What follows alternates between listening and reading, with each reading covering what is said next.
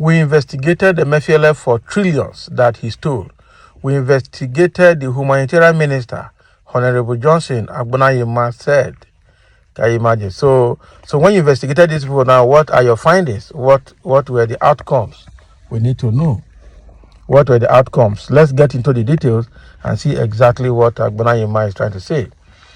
A federal commissioner of the Code of Conduct Bureau, Honorable Johnson Agbonayema, has lamented the historical obstruction of progress by certain individuals and highlighted the hindrance faced by the Code of Conduct Bureau in its effective functioning.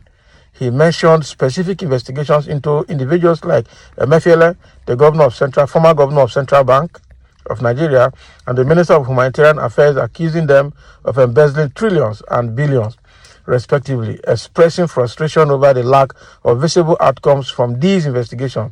He urged the Nigerian people to question the status of these cases. He conveyed deep concern for the country's state and called on the new leadership to cleanse government agencies, including Efcc, Icpc, Code of Conduct Bureau, Police, and DSS, to fulfill their mandate and unlock Nigeria's potential wealth from abundant mineral resources. Can you imagine? So this guy is crying out now. The CCB investigated these people and there was no visible outcome. EFCC took over the matter, DSS took over the matter. Now we are seeing some result on that of Emefiele. But is it Emefiele alone? What about the rest that have been roped into the matter? Where are they? Then the humanitarian affair, Umar Farouk is also charged for or being invited by EFCC. I just hope that this matter will also go somewhere. But this man from the Code of Conduct Bureau is crying out on their setbacks and why they are not succeeding in their investigations because of some high-powered interventions that comes when such high-powered politicians or people are being charged or being investigated. So because the Code of Conduct Bureau is actually where you declare your asset before you enter an office, and you also declare your asset during the exit of that office as well. But at the end of the day, they don't have results. Now they are talking about government coming to cleanse EFCC, Icpc, Code of Conduct Bureau, Police, and DSS, and other critical agencies, anti-graft agencies, for there to be result in all these investigations. Just like what we're talking about, Adoke, the former AGF, being cleared now that the case against 300 million naira case, Manabu oil related case against him, that there is no evidence, and so he is now free to go. Nigeria, wow. Now he continues saying, he said in an interview with TVC, there are some people that try to delay the wheel of progress in this country. It didn't start today. For the Code of Conduct Bureau not being able to work effectively, it is because some cabal doesn't want us to work. We investigated the Emefiele for trillions that he stole. We investigated the humanitarian minister for the billions that belong to Nigerians that were taken away. What happened to those investigations? These are the questions that we must ask our dear people. I'm sick and I'm weeping for this country. And I'm praying that Mr. President, the new sheriff in town, must clean the house and set every agency to go out, and do their mandate. EFCC, Icpc, Code of Conduct Bureau, Police, DSS, Nigeria should be swimming in blessings. Nigeria should be swimming in blessings. God has blessed this country with mineral resources, but we have been our worst enemy. You can imagine what this man is saying now. And this is exactly the whole Nigeria knows this. Just like I was asking him in one of my analysis, when will EFCC, Icpc win case in court against corrupt officials? When? All the investigations, all the records they have has never produced result.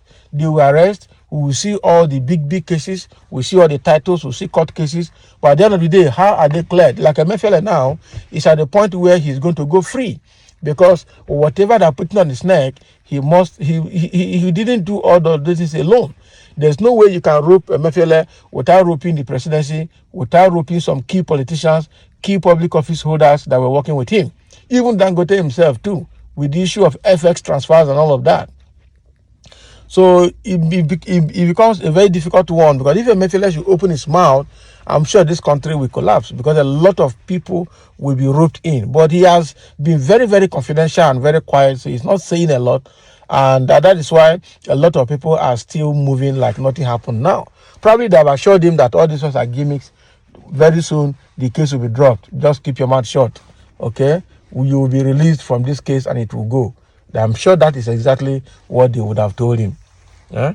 How can we continue running a country like this, for crying out loud? Yeah? And so let's see, some people are already reacting to this case that Agbonayiwa is trying to say. Somebody said, but why can't Nigeria fight corruption like China and deal with offenders with capital punishment? We want to see end result, not investigations without end. Exactly. And thus a colossal sum of money was stolen in the last administration that claimed to be fighting corruption. Exactly. Buhari came in on the mantra of fighting corruption. But at the end of the day, his government became the most corrupt ever in the history of Nigeria. So what happened? I know that when he started initially, he said he was blaming all the failures and all the economic and political woes of the country on the sustained rule of the PDP over the country. Now, in his second tenure, he started saying that corruption is fighting back. And from then, he became so incapacitated in the corruption fight. And that ended it. That completely ended it. Eh? Now, wow. Somebody said, what on the presidency and the stuffs in Aso Rock? The searchlight should be directly on them, should be directed on them, exactly. But nobody will do that. You heard what Buhari said when he was leaving office. He said he warned all his ministers and everybody that worked under him that nobody should invite him to any court for any investigation or probe, that anybody that invites him will face the consequence. That was a big threat when he was leaving. And only God knows the kind of agreement he must have entered with Tinubu, because Tinubu will be the last person to investigate Buhari. And that is why in this Emefiele's investigation, the so-called chief investigator, all right, tried to put in such a way that Buhari is exonerated. He said that it was Tunde, Tunde Sabio, the Richaka seller that was a PA or special assistant to Buhari, was the person that authorized and approved for Emefiele to change the Naira notes. Can you imagine? Somebody that is not elected, is not holding a recognized ministry, is not in charge of any ministry or parastatal, is not even in government, is just a PA to president, would have approved that Emefiele should change Naira note, and Emefiele went ahead to implement it. Who are they telling? Are they telling babies? Are they telling people that do not know what is happening? But all in a bid to ensure that Buhari is not connected with all of the investigation involving Emefiele, so that he is not investigated.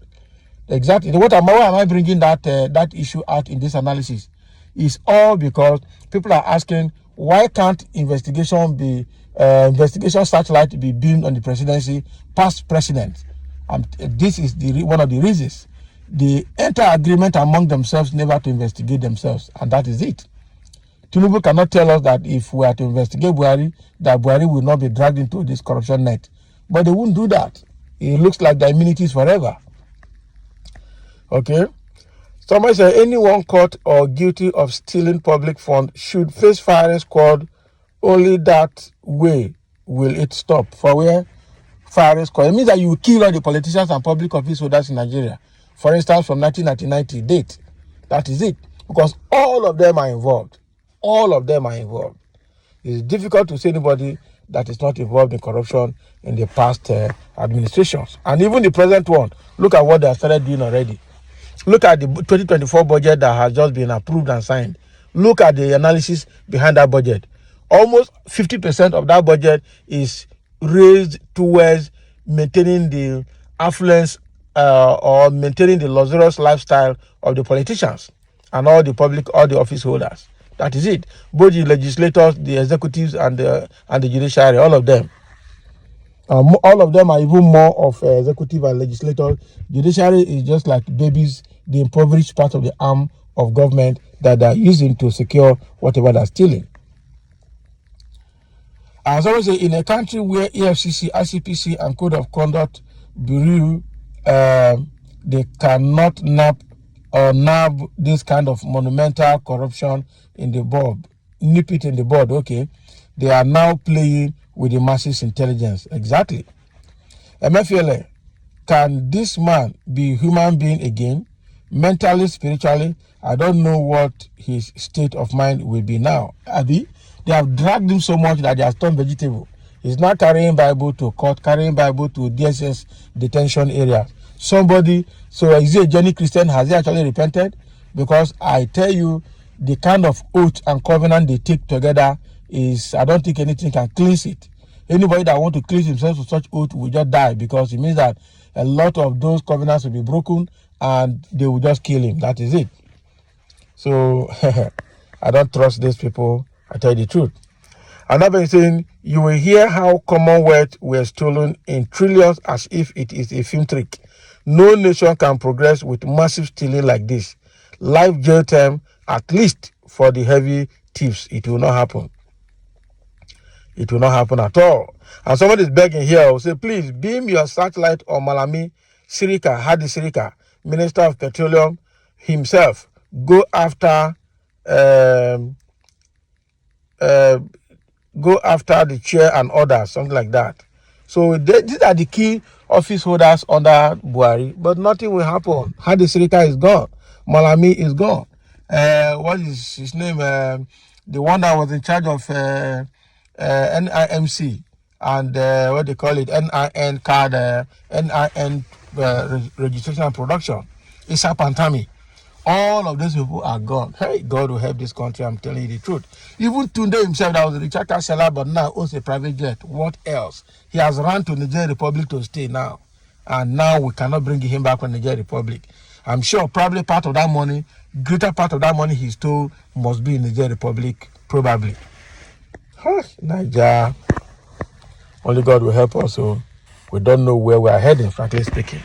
So thank you for listening, and let's have your comment on this issue.